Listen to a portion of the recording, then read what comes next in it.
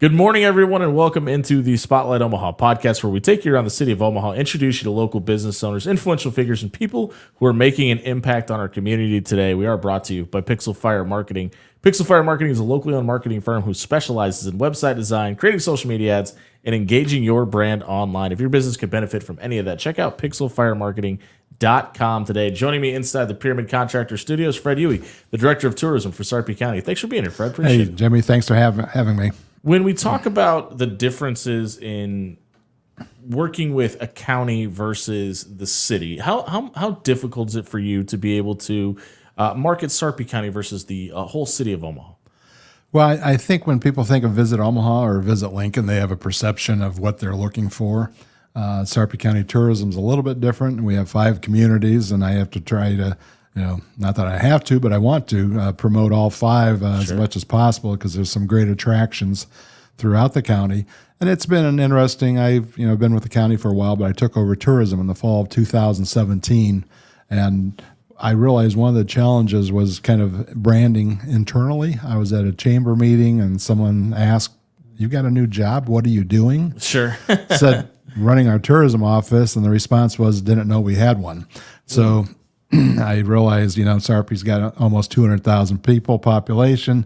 I want those 200,000 people on my sales team. I want them to think about, hey, all the great things happening in our communities, and when they're scheduling weddings, reunions, family, military, class reunions, work with us and we will make sure you have a good time.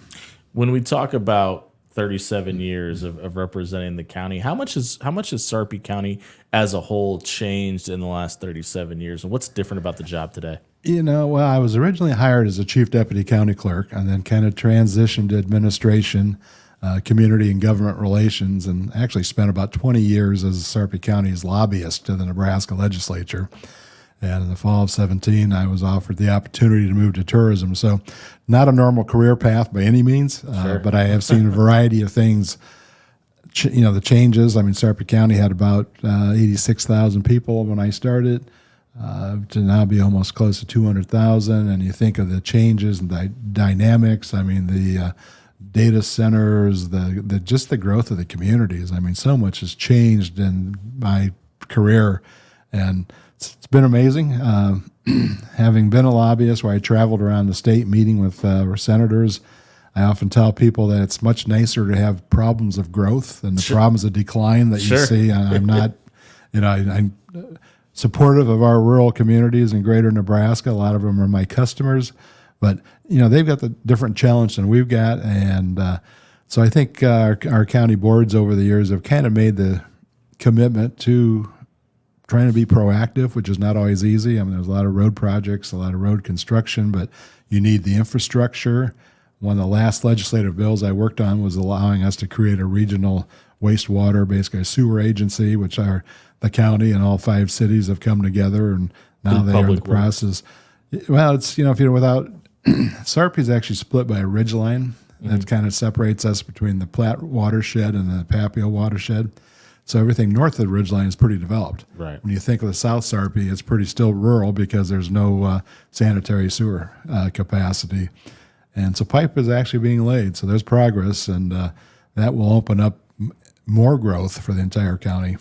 When we talk about responsibilities in your day-to-day ongoings that you guys are based inside of Warner Park, what are some of the things that you have to focus on more heavily in your day-to-day job as the director of tourism at Sarpy County? Well, one of the joys is the fact that I think every day is different. Yeah, it has to be, right? You never know what's going to happen.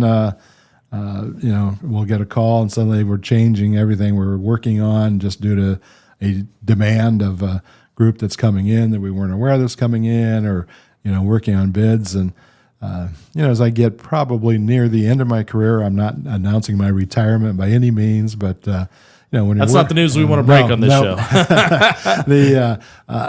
When we're working on bids for sporting events and meetings and stuff in 27 and 28, it's kind of interesting. But it's no 2 days are the same, which I think is what drives me every day. I love getting up every morning, going to work, and there's always a challenge. And is that part of the excitement for you when we're talking about making bids and trying to be the thing that grabs the attention of whether it be a concert or, like you said, a sporting event or whatever it may be? Is that an exciting part of your job for you? It is. It is. It's as you know, sometimes the marketing is tough to track. Sure, absolutely. How things are working. I mean, probably the main performance indicator we are 100% funded by lodging tax. So when I can see the lodging tax, say from 2016 before I took over to 2023 calendar year, has an increased 45%. Now I will admit some of that's due to inflation, but a lot of it's just due to us bringing more events, letting people become more aware of Sarpy County. And people are paying for what they get. I mean, we talk about what's going on in Sarpy County right now. There's almost, when you look at your guys' calendar at gosarpy.com, which is scrolling across the bottom of the page right now, there's literally something on almost every single day in September. When we talk about the events and the things that you guys are able to put on or promote or what have you, what are some of your favorite things on the calendar that pop up annually? Well, as we come into the fall, I always tout us as the Halloween capital of the Midwest. Okay. Because you got Velas, Pumpkin Patch, you got Bellevue Berry, you got Haunted Hollow, you got Scary Acres. So there's always something to do. And I've been fortunate enough that we have some pictures of like Fontenelle Forest and sites along the rivers and Schramm Park.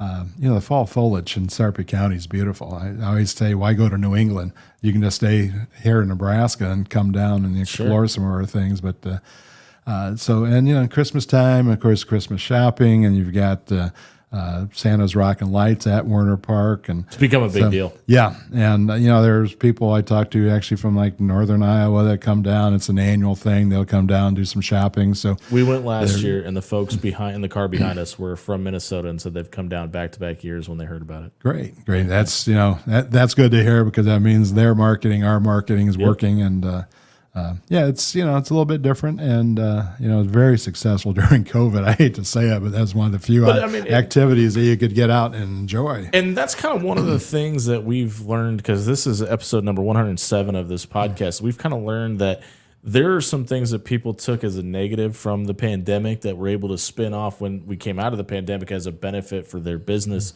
kind of going forward, and something like where you can have people just stay in their cars and enjoy it. Hey, it's safer for kids, and it kind of keeps the family together too. So I think that's a great idea.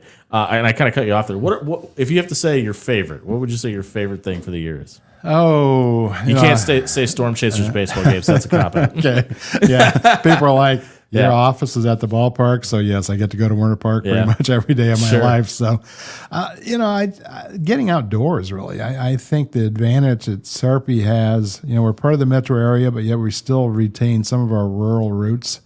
And I love getting out at some of our dam sites, or I mentioned Fontenelle or Schramm Park, great places to hike. And those are like mental health days. So when you got a stressful week, just getting away on the weekend and enjoying nature, I think is one of the key selling points of Sarpy County.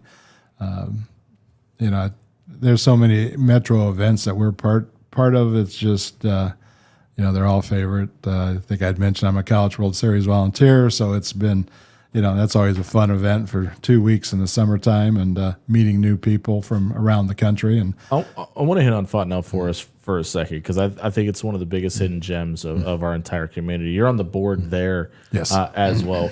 What are some of the things coming to Fontenelle Forest maybe over the fall? You talked about Sarpy County being the Halloween center of the Midwest, but Fontenelle Forest specifically, is there anything coming to Fontenelle Forest this fall that people should be excited about? Well, again, either our website or the Fontenelle Forest website, there's always classes and activities going on, and of course Tree Rush, the zip line that came. Well, actually, they celebrated their 4th anniversary recently. Very cool. So, and then the Raptor Recovery Center. I mean, and that's again, we're in tourism, we're in the experience. We help people make memories, and there's nothing like seeing some, little child seeing a bald eagle up close at the Raptor Center. And so the Acorn Acres, which is a kids area.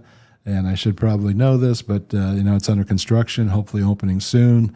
So it's one thing about Sarpy County; everything seems to change. Yeah. And I don't think that's unique to Sarpy County. It just feels like everything's always changing and evolving. I think it's part of life. When my kids were young, I always told them that the only constant in life was change, and they kind of thought I was nuts. And now I think as they're older, they understand. This is going to be a common theme of this episode, but you wear a lot of hats. You're also the vice chair on the board at Metro Community College. That school, speaking of change, is constantly changing and growing. We're seeing more campuses pop up throughout the Omaha area. What do you think the biggest focus for Metro is right now? We're definitely part of the solution on workforce issues, but one of the biggest things facing us, we're actually adding a Sarpy County campus. Okay. Not far from here, actually, at Highway 50 and 370, the southeast corner. We've got 143 acres, I believe, of farm ground that is going to be converted to a college campus. So it's kind of a blank slate, and it gives us the opportunity to really meet the needs of different community partners. And Metro is one of my involvements, a labor of love, if you will. I mean, whether it be professionals coming back, get additional training, or GED students. And at one of the recent GED graduations, I had the opportunity to speak, and the student came up afterwards and wanted to meet me. And basically her message was she was working at a fast food restaurant for $11 an hour, got her GED and her CDL, and is now driving a truck for $80,000 a year. And she's like, I just want you guys to know you make a difference. So that makes some of the hours that we put in and some of the political issues that we face well worth it, because we are making a difference. And community colleges are able to readjust quicker than maybe a four-year institution. Undoubtedly. And we can add a program, drop a program. Just recently opened up a new career technical education center in a partnership with Fremont High, and just beautiful facility. And it's got welding, construction, and Fremont High has gotten a bunch of upgrades out there recently to their facilities as well too. It's the patrons of this Fremont School District, I think, passed like $120 million bond issue, and the Career Tech Center was part of it. And but they had the industry in the Fremont area come to the table and say, "What do you need?" Yeah, how do we get more people in here? Yeah. We're catching up with Fred Huey here of the Sarpy County Tourism here on the Spotlight Omaha podcast, brought to you by Pixel Fire Marketing inside of the Pyramid Contractors studio.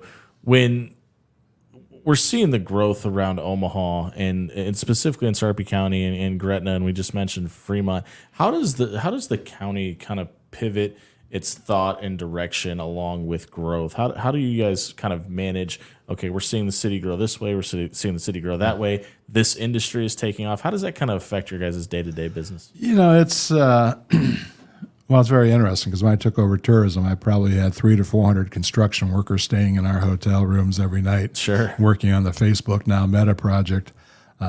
That project had gone on so long, a lot of them ended up buying homes or moving into apartments. Yeah. And but there's another phase coming. Meta is redesigning their data centers, if you will, and are going to come up with a new prototype. So, it's, again, whether it be sewer or highway, transportation. I mean, our county boards worked very, very hard to kind of stay ahead of the growth if you can, which is always a challenge because you don't know where the project's going necessarily. Sure. But, it's just the fact that I think we're all committed to public service and making, whether it be a resident or a visitor, feel comfortable in coming to Sarpy County. It could be someone bringing a business, a retiree, bringing his family back. We probably have 15,000 military retirees in the area.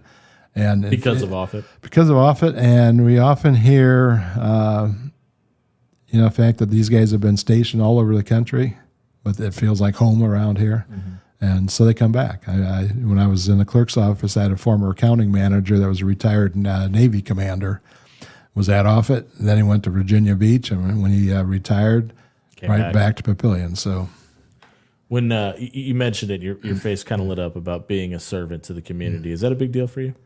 It is. It is. It's I try to operate under the mantra of making a difference every day in everything I do, whether it be in professional or some of my side commitments. Just life can be tough for a lot of people, and I always want to recognize that there's some that, I've been very blessed. When we were talking about the storm off air, it's like trees falling around. Luckily, my house and vehicles were not damaged, but we had some limbs come down. But we were so fortunate. Yeah, and we were without power about 3 days, and people were like, well, I can't believe you couldn't get a hotel room. And it's like, it wasn't that I couldn't, but I really didn't want to, because I thought people in greater needs needed that lodging. So my wife was staying with my sister, and we emptied our freezer and took it to my other sisters, and so me and the grand cat suffered through the heat, and but I just felt I would have felt guilty taking a hotel room when there's probably people in the community that needed it more than me. I try to avoid talking about sports on this podcast as often as I can because of what I do with my night job. But obviously, you're a member of the Omaha Sports Commission, as well as we mentioned your office is at Warner Park. What are some things that have changed around the city of Omaha in the last 5 or 10 years when we talk about sports? Because it feels like there has been this massive growth of youth sports, and there's new fields popping up, et cetera, et cetera. What are some of the changes you've seen over the last half decade to a decade in the sport? Well, you think a decade. I mean, Warner Park opened in 2011. You think about now Schwab Field and Warner both opening in 2011. How that's changed the dynamics. Schwab the dynamics of the College World Series. Warner Park's allowed. The Storm Chasers weren't forced to go on the road for extended road trips in June. They could actually be home. Added Union Omaha Soccer, and the facilities. You got Papillion Landing, you got the CHI Multi-Sports Complex in La Vista. I mean, there's some great facilities being built in West Omaha. City of Omaha is making a pretty substantial commitment to redoing Tranquility Park. And, absolutely. So it was very interesting. I mean, because sports tourism is a big part of our business and probably carried us through the pandemic. People were still traveling. We hosted a gymnastics event that. I think the first year it came down to Papillion Landing. They went from maybe 500 to 600 people. The next year they had about 1,100 gymnasts. And I really thought that was mainly because of the pandemic, because like Minneapolis was pretty well closed. So if those kids wanted to compete, they had to travel, similar to Kansas City. So we shot up to like 1,100. And then the last year, 23, I think they capped at about 1,400. So, I mean, families will spend money on kids competing in sports, and so it's become a very competitive marketplace. I want to ask about the landing specifically because myself and my family were members there, and I don't think he would mind me saying this. Adrian Martinez hosted my show with me for a couple of months as well, and that's kind of where he did his workouts and things while he was in town getting ready for the NFL. And kind of seems like every time you walk out there, you're going to see a pretty highly trained athlete, no matter who it may be or what sport it may be. How big of a deal is it for Sarpy County to have the Papillion Landing? How close does your office work with the landing itself? We work very closely. I mean, it's sometimes I don't want to say a battle. That's the wrong word, but it's probably it's two different entities. We could always use more facilities because there's the gymnastics meet that I just referred to actually left and went to Lincoln last year due to a scheduling conflict with the landing. And so it's, but the city of Papillion has been very cooperative. They work closely with us on bringing events in. So, I mean, it's a great facility. It's, just some options. And we actually, back in 2019, hosted a Quidditch regional. And when people think Quidditch. Were you out on a broom? Or? I did. We had kind of a celebrity media type thing. Sure. So I grabbed a broom and went out there for a little bit. And Scott Voorhees from KFAB joined me. And his kids are very big Harry Potter fans. And so it was very interesting. But, that drew, it was a collegiate club event, but we had like Marquette and the University of Chicago, Missouri, Kansas, Iowa, Minnesota, Creighton, Northern Colorado was coming in. Were you surprised by the turnout? I was. Okay. I was. It's kind of interesting because in 20 we did not have an event because of COVID. Then in 21 they changed the rules because actually Creighton was too good. Oh. Instead of having to compete in your region, you were able to go compete in every like an open whatever region, and so a lot of the good clubs wanted to avoid Creighton, and so I think we had. But the first year we had 13 teams, and then the last year we had 7. But those people were so impressed with the facilities. I mean, you think you got kids from Marquette. I remember one of the kids I walked in with. He goes, "Oh, I can't believe this place." Yeah, it's beautiful. And so it's it gives a good experience. I mean. Thinking of the gymnasts, we actually put mats and stuff down on the field house and hold the gymnastics meet in there for sure. So it's a good partnership, and but there's more facilities coming. Gretna's recently opened a very nice park, and Nebraska Crossing. Rod Yates has some very, very big plans out south of Gretna. And when you hear the commissioner of the NHL saying that Omaha is a possible destination, obviously it's a long shot for that to happen. But when you start hearing our city be referenced with a major sports league like that, that's got to make your eyes light up, right? It does. And actually, I had put some figures together, and because people are like, oh, there's not enough people. But if you look at the current population estimates for just Douglas, Sarpy, Cass, and Lancaster, it's like 1.1 million. More than enough, yeah. And you throw in outlying Dodge County, Otoe County, and Pottawatomie counties. Could probably even factor Council Bluffs into that equation. So we've got the base to support it. It's just, do we get the right facility? I mean, it's you look at hockey arenas; they tend to be a little bit larger than anything in the state of Nebraska, and can we accomplish that in Sarpy County? Who knows? But sure. I had the opportunity at a meeting where the governor was at, and we were out to the side. I said, I know you went to New York with the NHL. How'd it go? He goes, very positive. How do we do it, Fred? No, that'll be a conversation for a different podcast. But when we talk about the different venues, and obviously it's a big deal around Sarpy County with concerts. We talked a little bit about it a minute ago, but when you have Soaring Wings and they're able to put on the large venues or events that they're able to because of the space they have out there, and you have the Something Amphitheater and all the other events that we've talked about, how big of a deal is it from a musical standpoint to be able to attract people to Sarpy County? We are becoming a major player in the music scene here in the Midwest, and we have actually kind of added a separate page dealing with our music venues on our website. The Astro has been a great addition. I know that the ownership of Heights Draft Room there in La Vista, and I don't remember the name of the artist, but there was a young upcoming country singer. And naturally, they card everybody on concert nights. Sure. And Joey called and said 80% had South Dakota IDs. Wow. So, I mean, that's a lot of people coming to the area. But you're right. I mean, and Falconwood just last weekend did the Outlandia Music Festival, very, very well attended.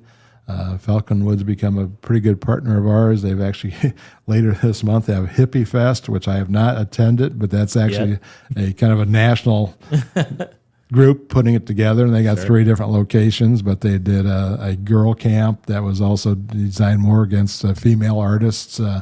Earlier in the summer, they did a tequila and tacos festival, and they also offer drive-in movies. In fact, anybody watching or listening, tonight's the last movie night at Falconwood, so if you want to experience a drive-in theater. Do we know what they're showing tonight? It's Harry Potter and the Sorcerer's Stone. There you go. Go watch yourself some Quidditch.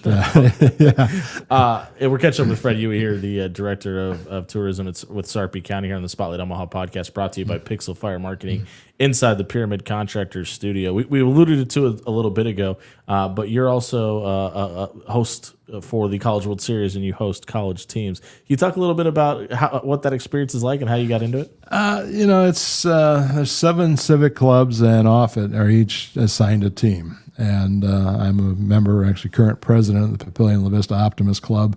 So for the area Optimists, they were one of the groups that was doing it. And in fact, it was 2 gentlemen from the Ralston Club that had a long-time host and co-host. And so they, kind of my government accounting background, I guess, that's back when we used to sell general admission ticket books. And I was the one that always balanced every year.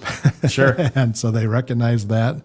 And so I became a little bit more active with them over the years. And then back in 2004, 2003 was my last year not being a captain. So 2004, I took over for the Optimists, and Tom Lynham, who was our county surveyor at the time, became my co-captain. And it was really interesting because the very first team we hosted, Cal State Fullerton, won it all in 2004. Yeah. And some of the guys that had done it for a while with no national champions were giving us a hard time. And then we had Texas in 2005, and they won it all. And actually, we were hoping for a three-peat with Rice in 2006, but their bats just stopped. They were actually 2-0, and then ended up dropping the next 2. But it's been very interesting. We had Florida in 2017 when they won it all, and we were fortunate to have Tennessee this year. And Coach Vitello was actually really pleasant to deal with. Great guy. And one of the things we do as hosts is that we have a team event, and we always do our event at Papillion South High School. They are fortunate to let us use their cafeteria, and it gets the ball players and the families away from downtown and the hustle and bustle there, and they can relax a little bit. And so during Coach Vitello's remarks, he actually referenced Husker football, which I thought was very interesting because he talked about a culture of excellence. And he said that's what he's trying to build at Tennessee and doing everything right. He says, I know Nebraska football, the world kind of stops up here. Yep. And then because of the great job the Huskers have done over the years, or at least most of the years. And but it was interesting that we were kind of like one of his role models as far as a quality program. And, they're a great group to be with. We just really enjoyed a lot of the Tennessee parents, and very interesting because I know Coach Vitello had made a comment that he says, if a kid's looking for a lot of money, I'm probably not where he wants to come. But if he wants to get a good education and become a better ball player, come on down. We'll take you. Bringing up Nebraska football is an interesting point because obviously 8 Saturdays out of the year, it's the Memorial Stadium's the third largest city in the state, et cetera, et cetera, et cetera. How do you try, or do you even worry about planning events on those Saturdays from the end of August through the end of November? Do you try to avoid trying to do anything around those dates? No, we are cognizant. I mean, we're not totally crazy, but but actually on Husker weekends we do quite well. Really? Okay. A lot of the properties in Lincoln have a little bit higher rates, and many of them have gone to a 3-night minimum. So a lot of people are finding they can come and stay in Sarpy County on a Husker home game. And it's pretty easy commute. Yeah, it's and particularly a lot of them know how to time it really well and where they're going, and so it becomes again one of the fall weekends in Sarpy County where you can catch a Husker game and then go visit Velas, maybe shop at Nebraska Crossing. Just there's plenty to do while you're up here. So, but again, we also look at the type of the event and what the goal of the event organizers. I mean, we work a lot with a lot of event organizers or group owners that maybe have an event, but can we still pull it off? I mean, usually the last 2 weekends in October are a rather large youth soccer, Socktoberfest, that will draw teams from. It's kind of you forget about in probably late October in North Dakota or Minnesota. There might be snow on the ground. Yep. So these teams are coming down to Sarpy County so they can keep competing. When we talk about being the director of tourism for Sarpy County and being on the board for Metro Community College and being a host for the College World Series and being on the board at Fontenelle Forest, being a dad, being a husband, how do you find time to separate all of that? Well, my wife is a very patient individual. And her name is? Bridget. Shout out to Bridget. And she recently someone asked her the success of our marriage. I said, well, she works nights. So she's an RN, works for CHI at Bergen. Sure. And I've offered her the opportunity to retire if she wanted to, but she's a very dedicated nurse and works very, very hard at it. So, I try to schedule some of my evening stuff around her schedule. And so the nights we are around, she loves this College World Series. We've got Creighton volleyball, Creighton men's basketball tickets that she's usually by my side. And she understands there's sometimes that we're work calls and I've got to be somewhere different or speaking to a group. But she's very patient. And, and actually with her working nights when the kids were younger, it was probably nice because, they'd be home from school. I'd get home, she'd be leaving. So there's always a parent there. And, the kids... very proud of both of them. My son dispatches medical helicopters for the state of California out of he's with Air Methods and the office up by Epley Airfield, and people are amazed that he's dispatching, life flight in California from an office in Omaha. But he does a good job. And then our daughter is a stage manager. She lives in New York and currently is in Scotland for the Edinburgh Fringe Festival with a production that she's been involved with. It's puppet play called Bill's 44th. That was actually there's been some assistance from the Jim Henson Family Foundation. So great opportunity for both of them. Very proud of both of them, and so they turned out quite well. We're kind of hitting the spot where we tend to shut it down for the day. Is there anything about Sarpy County Tourism that we haven't noticed that we should let people know about? Again, because things change so rapidly, I can't, a lot of our billboards and stuff emphasize drive traffic to our website. So, the worst thing you can ever do is that there's nothing to do in Sarpy County, because you're probably going to lose 20 to 30 minutes of your life when I start telling everything that is going on in Sarpy County. So, but, use us as a resource if you're planning people in from out of town. We've helped groups with weddings on, itinerary for family members.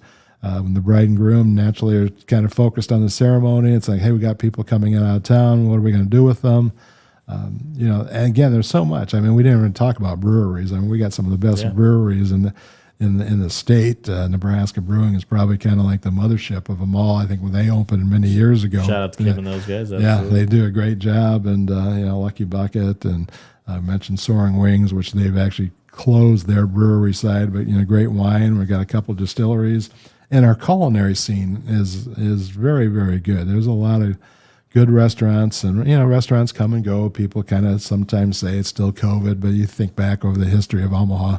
There's a lot of great places that have closed, but it's kind of a foodie area, so it's you basically got plenty of opportunities to do something. Yeah, check out gosarpy.com. Again, it's scrolling across the bottom of your screen now to find out what's going on around the community. There's a calendar there that lists all the different things happening on different dates. If you're looking for a great date night experience, there's multiple options there. Fred, thank you so much for doing this. I appreciate it. So we'll be back on Monday at 11 a.m. talking to somebody that's handling bookkeeping in the Omaha area and how she's taking a unique approach to it. We'll talk to Debbie with Outsource One and get her thoughts on how Omaha is being affected and what she's seeing in the market as well, here on the Spotlight Omaha podcast, brought to you by Pixel Fire Marketing inside the Pyramid Contractor Studio. We'll see you Monday at 11.